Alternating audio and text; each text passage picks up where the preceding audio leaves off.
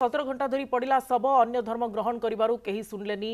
छुईलेनी शव नवरंगपुर जिला उमरकोट थाना पूजारी भरंडी ग्रामरु आसीची एभली एक अभावनीय घटना। सूचना अनुसार ग्राम किछि परिवार निज मूल धर्म छाड़ी अन्य धर्म ग्रहण करथिले। धर्म परिवर्तन करिथिबा परिवारकर जणे वृद्धांकर मृत्यु होइतिला। धर्म परिवर्तन करिथिबारु शव सत्कार पई जागा दिया जिवो नाही बोली जिद धरी बसिछंती गां लोके। जदि उक्त परिवार रीतिनीति अनुसार शव सत्कार करिवे ताहाले आमे श्मशान ने जगह देवु बोली कहिसंती ग्रामवासी नचेत सत्कार होई परिबो नाही बोली रोकठोक कहिसंती। नमस्कार दर्शक बंधु आपको मंजित डबल पी चैनल तरफ आपको स्वागत जनाए। तो ये वीडियो क्लिप रे आप माने देखि पारले जे गाँ लोक माने से माने धर्म परिवर्तन करिबारु सही परिवार को जो बापांकर मृत्युवरण होई अछि ताहांको शव सत्कार करिया पई बा समाधि करिया पई ताहांको दिया जाउ नाही, किंतु सेठारे पुलिस मध्य उपस्थित अछंती।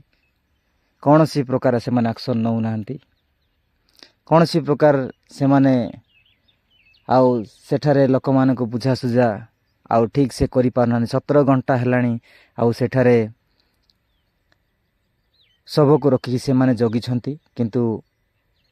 आम ओडिशार आईन कानून एमिति दुर्बल जे कौन सी प्रकार से माने एक्शन नहीं पारु नांती बा कौन सी प्रकार ठीक से कार्य करू नांती। आउ धर्म परिवर्तन करिछंती कहि कि से मान को जगह मिलु नाही। केवल क्रिश्चियन धर्म को ही अधिक विरोध करुछंती। विरोधी करी कि से माने आउ क्रिश्चियन लोक मान को ताड़ना देबा पई हिंदू लोक माने सब बेले चेष्टा करि थांती।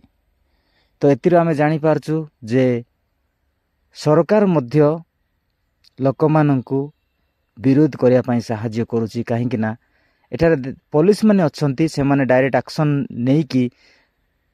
आउ से सब को समाधि करिया पई से मानको ऑर्डर देई थांते। जदी पुलिस चाहिबो कहले काहे कि एते 17 घंटा पर्यंत तांको रखा जाउ अछि। काहे कि मरि गला परे जणको आउ 17 घंटा 18 घंटा पर्यंत आउ से गाँ रे रखा जाउछि, ताको से रूम रे रखा जाउछि। मरिबा लोक को समाधि करिबा संगे संगे समाधि करिबा दरकार, किंतु एठारे 17-18 घंटा हेलानी आउ लोक माने विरोध करूछंती, समाधि करिया पई दउ नाहंती।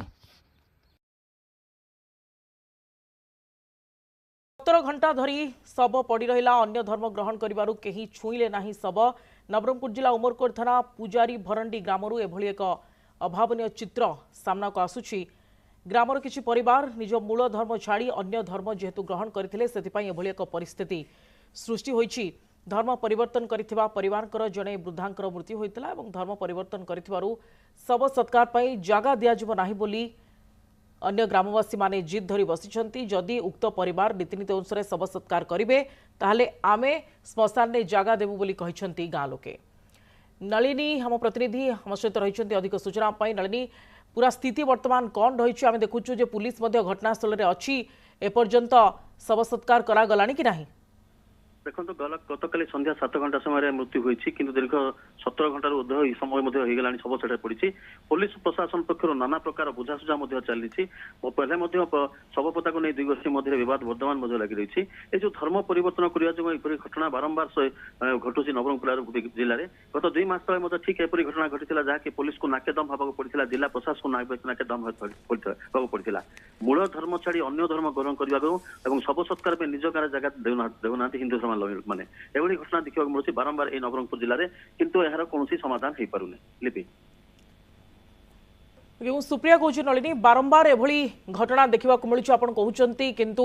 लोकों भितर सचेतनतार बड़ अभाव रोचे और लोके अन्य धर्म को ये विरोध करुँच, किंतु पुलिस तो घटनास्थल में पहुंची कि बुझासुझा करी ना अन्य प्रशासनिक अधिकारी माने पहुंची कि ना नलिनी घटनास्थल में? देखो बर्तमान ये घटना शुणा सका प्रथम पहुंची पुलिस और पुलिस पहुंचा प्रशासन को खबर दी जाए, प्रशासनिक अधिकारी पहुंची प्रशासनिक अधिकारी और पुलिस रही जो दुई गोष्ठी रही दुई गोष्ठी को डाकिक बुझासुझा करने चेष्टा कर जो रही अन्य धर्मर जो रही शव को पोता जीव कबर दिज्व, किंतु से कहते यही गाँव माटी से शव को कबर दे पारनी, तुम अन्य क्योंठी दौच दो, यही गोटे जिद्रे से अटल रही जहाँफल शव को पोता जा पार नहीं। ओके, तो ए बाबद रे वर्तमान समय पुलिस रो किछि प्रतिक्रिया मिल पारुछि कि उच्च प्रशासनिक अधिकारी किछि प्रतिक्रिया मिल पारुछि कि ବର୍ତ୍ତମାନ ପୋଲିସ କିମ୍ବା ପ୍ରଶାସନ କୌଣସି ପ୍ରକାର କଥାରେ ମୁହଁ ଖୋଲିବାକୁ ନାରାଜ ଅଛନ୍ତି କାରଣ ସେମାନଙ୍କ ମଧ୍ୟରେ କେବଳ କିଭଳି ଭାବରେ ଏମାନଙ୍କ ମଧ୍ୟରେ ବୁଝାସୁଝା ହୋଇପାରିବ ଏବଂ ଶବ କିଭଳି ଭାବରେ ପୋତା ଯାଇପାରିବ ତାକୁ ନେଇ ବର୍ତ୍ତମାନ ପୋଲିସ ଚେଷ୍ଟିତ ଅଛି, ପ୍ରଶାସନ ତରଫରୁ ଚେଷ୍ଟିତ ଅଛନ୍ତି ଏବଂ ଯାହା ଯେପରି ସମୟ ଗଡ଼ି ଗଡ଼ି ଯାଉଛି ପ୍ରଶାସନ ପାଇଁ ମଧ୍ୟ ଚିନ୍ତାର ବିଷୟ ପାଲଟି ଯାଇଛି କିଭଳି ଭାବରେ ଅତି ଶୀଘ୍ର ଶବକୁ ପୋତାଯିବ। किंतु प्रशासन जहाँ आप कहते बुझाइबार कोटि ना कोटि विफल होपर्यंत पुलिस केवल बुझासुझा ही करुच्ची किंतु आईन अनुसार पुलिस किसी कार्यानुष्ठान एठी तो निश्चित भाव में नहीं पारिबो किंतु पुलिस एठी से बाबद कहीं चुप रोचे देखो कारण यह हूँ एक गोष्ठी कंडल जब पुलिस कौन प्रकार पदक्षेप न नहीं किभली भाव में शांतशिष्ट भाव में लोक बुझासुझा कर प्रशासन अधिकारी मान जो रोच से लोक किभली भाव में बुझासुझा कर निमंते प्रशासन तरफ चेष्टा चली कारण विगत दिन में घटना घटी कि लाठीचार्ज होता उमरकोट सहर मध्य दुई गोष्ठी मध्य लगी केवल यही ही शव को सम्मान न मिलता जो शव सत्कार करने निज गाँव जगह नहीं ना जो यही घटना घटी तेणु ये कौन अप्रीतिकर परिस्थिति सृष्टि न हो किभली भाव शव को पोता जाई परिबो एवं दुई गोष्ठी मध्य बुझामणा रहिबो एवं भविष्य में कौन अप्रीतिकर परिस्थिति दुई गोष्ठी मध्य न रहू कारण गोटे गाँव दुई गोष्ठी लोक रोचंती तेणु ओके नलिनी अनेक धन्यवाद खबर पर नजर रखि थांतु परवर्ती समय अपडेट पई आपन पाखकु निश्चय फेरिबो। एई वीडियो क्लिप रे आपण माने देखि पारले जे न्यूज एंकर भाई एटारे कहउछंती पुलिस माने चेष्टा करूछंती बोली कहउछंती जणे मरि जाई अछि किंतु चेष्टा करूछंती पुलिस माने तांको पाखरे पावर नाही से माने देखुछंती माने सबको आउ रखी कि से माने देखुछंती आउ लोक माने कांदीबाटा देखि कि से माने आउ आराम से छिड़ा हेकि देखुछंती गाँ लोक अछंती समस्त अछंती जणे धर्म परिवर्तन कले ताकू जागा मिलिबो नाही पृथ्वी रे एई जागा कौनसी लोकर नुह एई जागा होची परमेश्वरंकर एई जागा परमेश्वर सृष्टि करिसंती एई जगत को सृष्टि करिसंती आउ से जागा होची परमेश्वरंकर आउ सेई जागा को लोक माने आमो जागा कहि कि आम हिंदू धर्म रो जागा बोली से माने कहउछंती आमे हिंदू लोक हेले ही सेई जागा रे ताकू समाधि करी दिया जीवो बोली से माने कहउछंती आम रीतिनीति रे समाधि कले ही आमे ताकू समाधि करी बोली कहउछंती तो अजब कथा आश्चर्य कथा लोक माने ओडिशा रे केते दिन पर्यंत आउ एही परी जाति वेद छुआ अछुआ धर्म विरोधी करिकि से माने बंचिबे लोक माने केमिति पाठ पढ़िबो केमिति डेवलप हेबो सेही विषय को लोक माने चिंता करंती नाही ए धर्म को नहीं से माने माडगोल होंती धर्म रे कोन मिलुची दिने जेते बेले आमे स्वर्ग राज्य को जीवा क्रिश्चियन लोक माने को कहिया को चाहे आप माने भय करंतु नाही जेते बेले आमे स्वर्ग राज्य रे पहुंचीबा आउ सही समय रे से माने भी आ हमको देखिबे आउ सही समय रे से माने भाबिबे एमानु का आमे ताड़ना देइथिलु आउ जेहेतु ताड़ना देइथिबा जोगु आज आमे नरक रे अछु बोली से माने आउ भाबिबे से दिन आसीबो निश्चित भाव रे आउ विचार करिवे एई जगत को एई जगतर लोक मान को विचार करिवे के भूल के ठीक आउ केउ लोक माने को कार्य करथले सब विषय को आउ प्रभु का रखिया पड़िबो सेति पय भय करंतु नाही धर्म परिवर्तन कहि कि से माने हमको डराया पय चेष्टा करिवे आप माने डरंतु नाही प्रभु को प्रार्थना करंतु प्रार्थना करिकि प्रभु को डाकंतु प्रभु आमान को सुरक्षा दियो आमान को सुरक्षित रख बोली प्रार्थना करिकि आगो को चलंतु से माने एमिति ही हमको बाधा देव शैतान रो कार्य होउची तो से एमिति कहिकि ही हमको बाधा देइकि बा बाट बंद करिकि से भयभीत करया पय चेष्टा करिवो ए माने